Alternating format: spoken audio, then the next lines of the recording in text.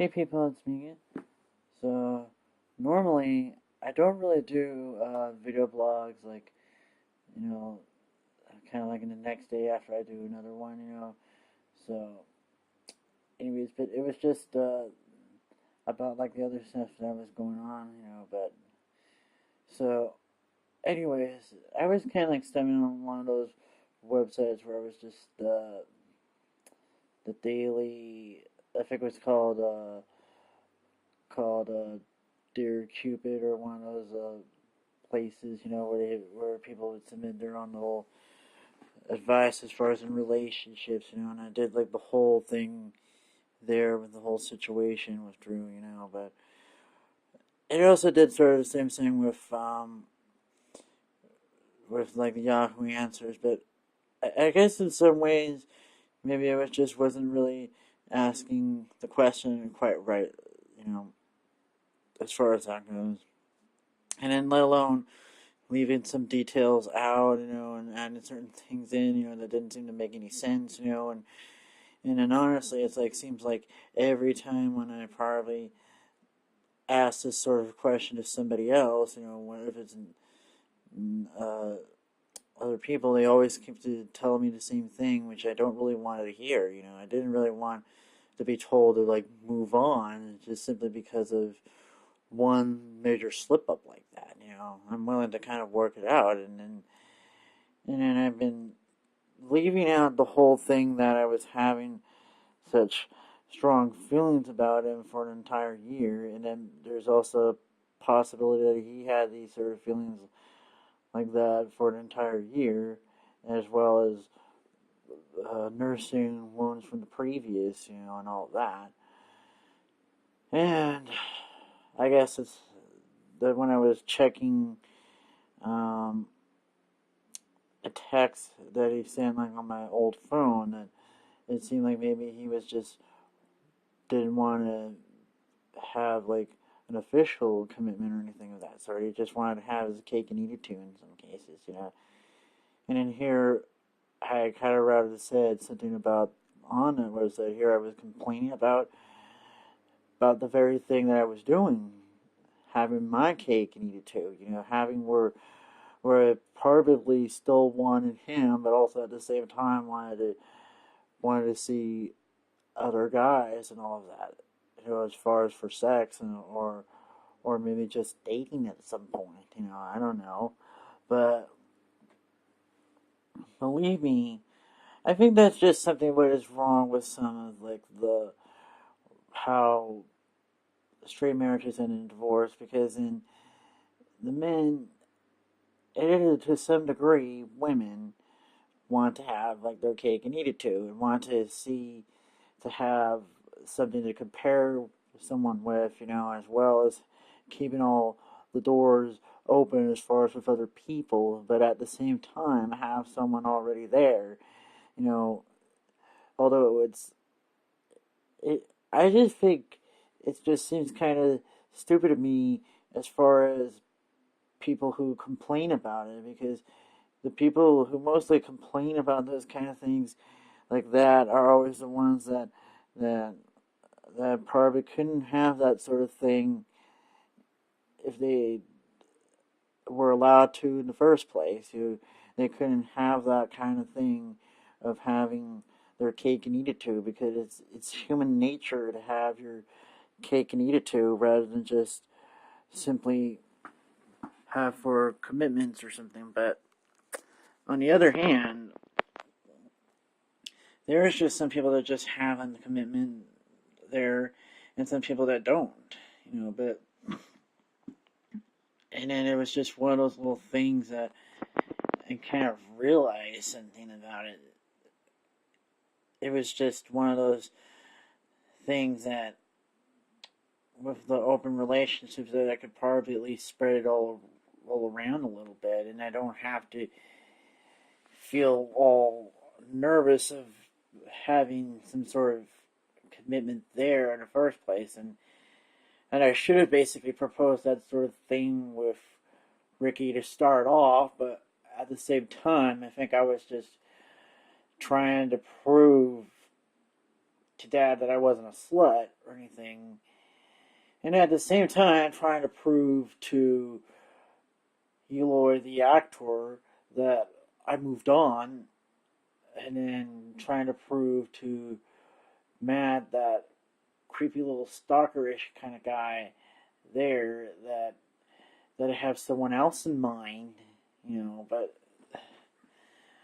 the thing was, pride had got the better of me as far as uh,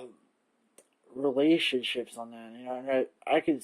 pretty much could say is that almost every problem that I encountered with in my adult life is pretty much my fault. And then, hey, I mean, I'm pretty much honest enough to say that it's my fault. There's so many people on there that can't not really say that it's their fault, say that it's their fault alone, but at least with me, I'm honest enough to say it's my fault. For the most part, it was just my pride that got in the way with the whole problems with adult transition, at the time. Although I'm not exactly entirely to blame, because then again, these are just people that just didn't really understand what Asperger's syndrome was at the time, and nowadays, even though it's been about almost like a little bit more than 10 years, and I'm guessing that people have a little bit more experience with, as far as with Asperger's syndrome, as far as with anybody that's in the professional line of work, And then the fact is, with that one psychiatrist there that I first saw for a while, but not exactly I saw for a while, but it was just maybe once or twice. There was at least two of them I actually saw. There was that one Iranian doctor, and then there was another doctor that was near the animal hospital that I took the boys to, but they didn't really see me just by myself. It just had to talk about certain things with Mom and me. But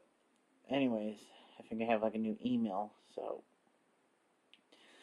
anyways, what I was also saying is that they have like the new, oops, great, I'm lost my train of thought again, So what I'm saying here was, it didn't really get anywhere as far as the help that I wanted. I think I was always wanting to have more the advice of somebody that just not necessarily just telling the truth, but at least to try to tell the truth a little, but not try to be so blunt about it, or tell me things of how I should or shouldn't do, but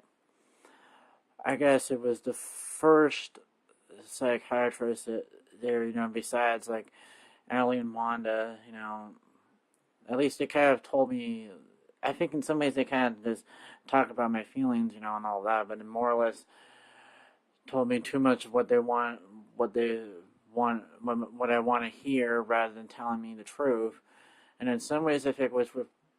Allie, I think she didn't really kind of had a nicer way to say that certain things, but although saying that I was like self-centered, when I was like about 11 or 12, but I wasn't really like that self-centered. I just wanted to be heard, want to be acknowledged as more of a young adult, and having my opinions and things matter, rather than just being discarded as just being a little kid or something like that. That's what the whole reason why I was all acting up the entire time from 6th grade all the way to maybe the start of high school in some cases, that I just really wanted them to acknowledge me as more of a young adult rather than a child. That's the problem with that. And I feel like I kind of gone through this period of wanting to convince people that I'm an adult, or I'm a young adult, or whatever, and that my opinion actually mattered, and all that. And I didn't care that I had to like earn my stripes or whatever. I just wanted it right then and there. It wasn't. It wasn't. I was gonna. It wasn't like I was just gonna give them respect there just because they were an adult. They had to earn mine. You know, and then if they completely just treated me like I was a little kid or something like that, then I wasn't gonna really give them the respect they demanded. They had to earn it in some ways. So, anyways, as far as that goes, I would say it was my problem with the first one. I keep forgetting his name. If that, yeah, Radiant Doctor. There, I think I just kind of believe that he was just a bit of a pill pusher. And then he was just pushing the whole Zoloft and Paxil on me at that time. And I think it was just Mom, I think, just bought into it. And I think it just really made me mad about how Mom said about the whole Paxil and all of that sort of stuff. And I just didn't like taking sort of medicines and stuff like that, not without like the whole side effects.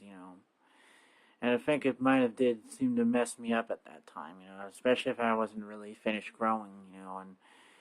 as far as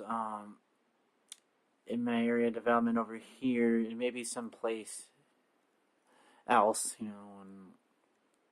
as far as that goes. So, although I think I just pretty much faked a little bit of a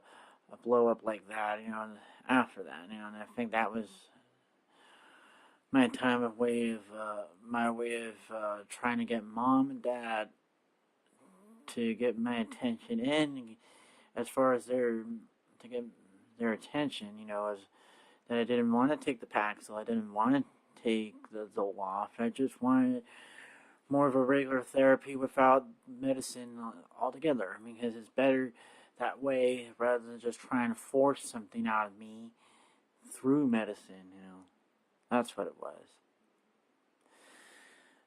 So, I didn't really have a psychiatrist until like '03, and that was the one psychiatrist I think was over in Grapevine, and I was right around the first, or was like the second, yeah, it was like the first session that I had with him while I was waiting for him, and then there was a gay couple that was going to couples counseling. Here it was like over in Grapevine, Texas, and there was a gay couple there. But although it was just talking about all the issues and stuff like that I had as far as coming out and all that, and as well as having a little bit of a crush on what's his name, Eloy, the actor, at the time. And then I saw the other one over in Irving near the apartment, and then I think he was pretty good as far as dealing with all the issues of breaking up with them and breaking up with all the other people. And although it took me a while of like breaking up, getting over Eloy the actor and then Josh,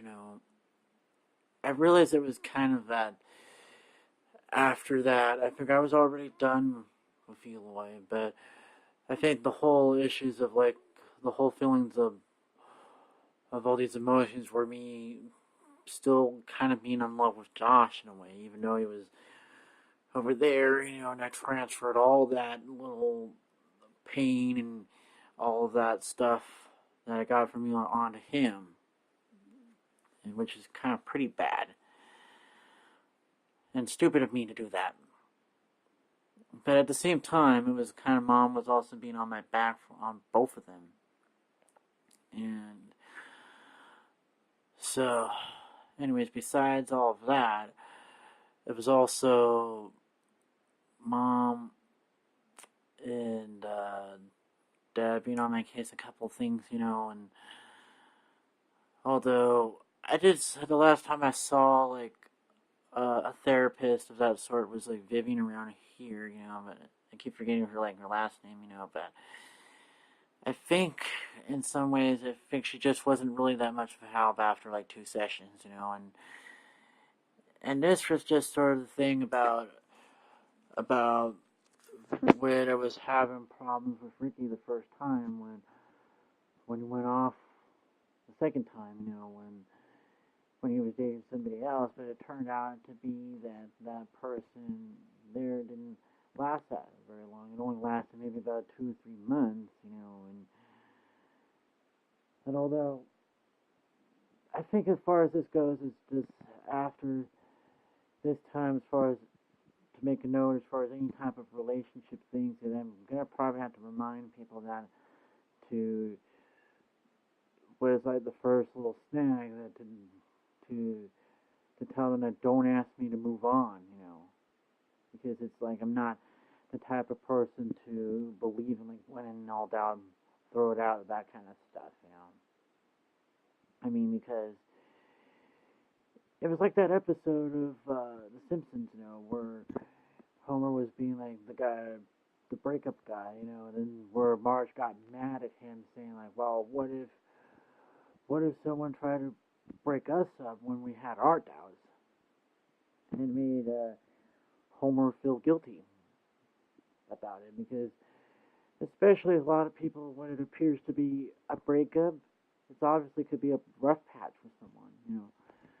but obviously I have to kind of let things pass, and as far as that goes, and leave that person alone for a while and let them figure out their emotions and all of that, and then come back. It happened like once or twice before with Ricky, that I had to leave him alone for about 2 or 3 months, and then he came back, and things were pretty much almost the same, although at some point it was like Dad was like still on my case at some point, and then there was a couple of times that year that Matt was still bugging me for a relationship, when all he really based his wanting of a relationship with me because I looked cute to him, and the fact that he was just lonely, desperate, and clingy, or whatever, and the combination was, at the time, I figure I might have, the things that I probably done to him, and probably turned into a chub for chub as far as that matter. But honestly, sometimes people jump to conclusions as far as relationships very quickly, rather than just waiting till the dust settles, as far as all these little bouts and quarrels and rows with people, So it's like the whole thing with Drew, that I could say maybe, I guess, in sometime around July or September or October or so, that maybe I'll probably get back with him at some point, maybe not, I may even forget about him as far as that goes, and then he may come back in about sometime later on wanting to start things up with me as far as that goes. I don't know. So it's just that you can't really just count all your chickens before they hatch as far as breaking up. You can't really discard things before you know that it's not going to work out. You have to really know for sure when it's not going to work out. Otherwise, what would have happened if you realize they were the one, and then they're not going to come right back? I mean, what if he realizes I'm the one for him, and then I'm not going to come back for him, that sort of thing. And then he'll end up in more of a bigger heartache than what he has right now. So, anyways, I guess that's probably it.